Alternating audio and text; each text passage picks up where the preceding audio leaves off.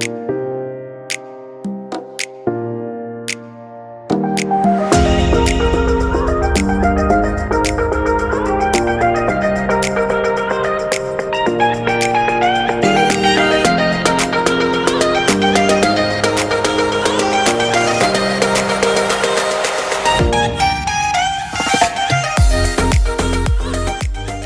my olives, welcome back to my channel. Today I'm doing an updated curly journey. The last one I did was in January and I'm gonna add clips from that last video and just compare my hair and how it's grown and changed, and I'm going to go over tips and advice just for everything to do with curls.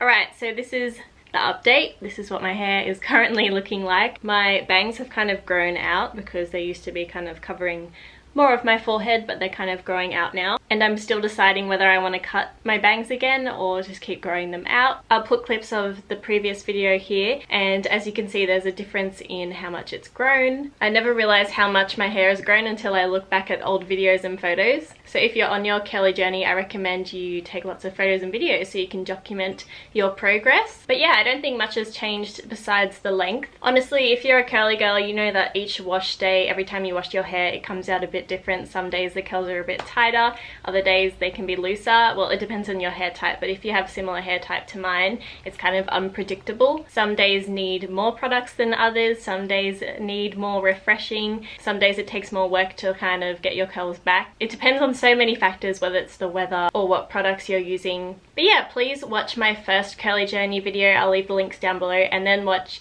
the second one that I did back in January, and then watch this one because there's a lot of tips and just stuff I go over in the other videos. So some of you requested this video and asked me to go through just the tips and the main advice that I have learnt after this curly journey. It's been like a year and a bit since I went to curly. I don't want to repeat myself too much because I have gone over some tips and other stuff about my journey in my previous videos, so please go watch my first curly journey video. So as you can see, the main difference from my last curly journey video is my length. My hair has grown quite a bit. It's kind of growing outwards due to the shape of my hair. And I'll go through some tips on growing curly hair. So my first tip is to be gentle with your hair when applying products, whether it's shampoo, conditioner, everything. Back when I used to straighten my hair every week, I was super rough with my hair. I would brush it and yank it and tie it into super tight buns. And I really did struggle with growing my hair, also because obviously straightening is super damaging and it just like burns off your ends. But yeah, I wasn't very gentle with my hair, and I think just being more gentle when applying products and brushing,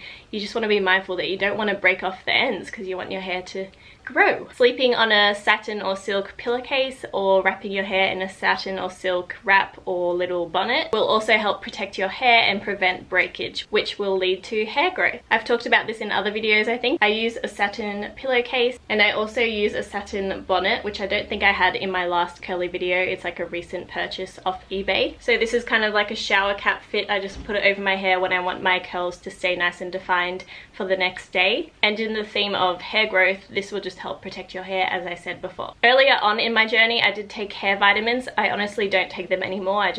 I'm lazy with vitamins these days. I took Sugar Bear hair vitamins and Hairtamin vitamins. So yeah, it's up to you if you want to try these supplements to help boost your hair growth. And when I began taking them, I did notice a difference in how quickly my hair was growing, especially compared to my past where I really struggled with hair growth. I think those are my main 3 tips for hair growth. I can't really think of anything else. Obviously genetics is a big factor, and also just your hair type, but I'm excited to keep growing out my curls and see how long I can get them, and I'm excited to see how the shape will evolve.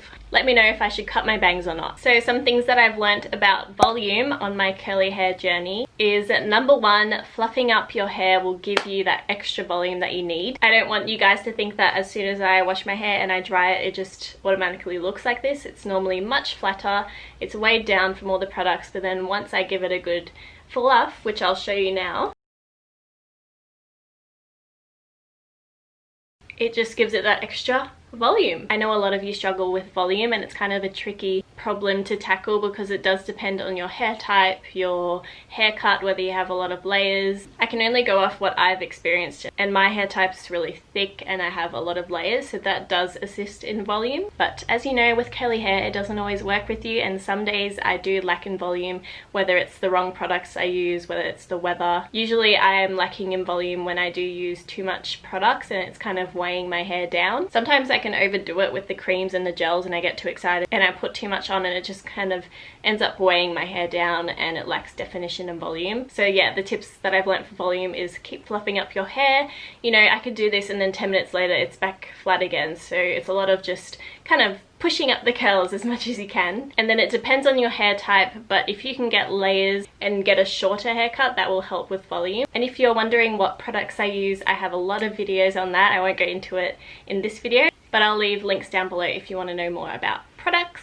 And some tips on definition that I've learned through my journey is, number one, using satin pillowcases and bonnets to sleep in, as I mentioned before. This is just the first one that comes to mind when I think of definition, because if I don't sleep on a satin pillowcase or a satin scarf or bonnet, and I just sleep on a normal cotton pillowcase, next morning my hair is frizzy, the definition is gone. It's gone, girl. So yeah, if you're on your curly journey, I definitely recommend investing in a satin pillowcase or hair bonnet. I don't use it every night because I'm just lazy, and some days like I don't need to have nice curls, but I think it will change your life and it will minimize the amount of times you have to wash your hair in a week just to get more definition. Something that I haven't mentioned in my previous videos that I have recently discovered is using hairspray after styling your hair on wash days. So once my hair is completely dry after styling, I like to put hairspray in, and that helps to keep definition for the next few days. I know hairspray probably isn't the most healthy product to put in your hair, so this is more for when you're further into your curl journey and you feel like your hair is healthy enough to endure some stronghold hairspray. I didn't really have a strict refreshing routine back when I posted my last video, but throughout the past months I have kind of figured out what works. So this is when I wake up the next day and my curls are really like frizzy and just looking not their best. I've gone through it on my Instagram, but I can do a more detailed video dedicated to that if you would like. But basically I recommend just dampening your hair with water, adding a light cream to your hair and kind of just going through and defining all the bits that are frizzy. You can use the scrunch method or you can use the finger coil method and just fix all the frizzy bits with that light cream. The reason I say light cream is because your hair probably has a lot of products from the wash day before,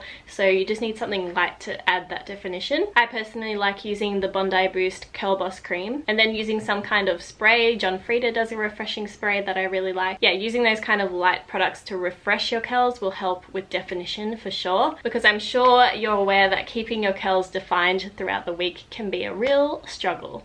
That's all I can think of for today, but let me know where you are in your curl journey. Let me know your thoughts on my journey so far, on the differences from the last video. If you have any requests or questions, please leave them down below, and don't forget to like this video and subscribe if you're new here. I wish you good luck if you're on your curl journey. It does take a lot of patience and just a lot of TLC. I've said this before, but I never thought my hair could get this curly. Back in the day, my hair was super frizzy and just wavy. So with a lot of patience and learning how to care for my hair and learning what products work for my hair, I've achieved some really good juicy curls. Going curly and embracing just my natural self has been one of the best things in terms of my self-confidence and happiness. So yeah, you got this. I'm here to help. If you have any questions, leave them down below. Thanks for watching. I'll see you in my next video.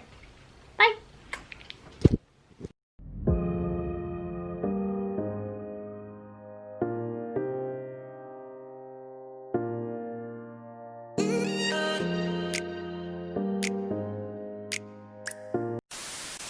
Keep definition throughout the next three, and that helps to keep definition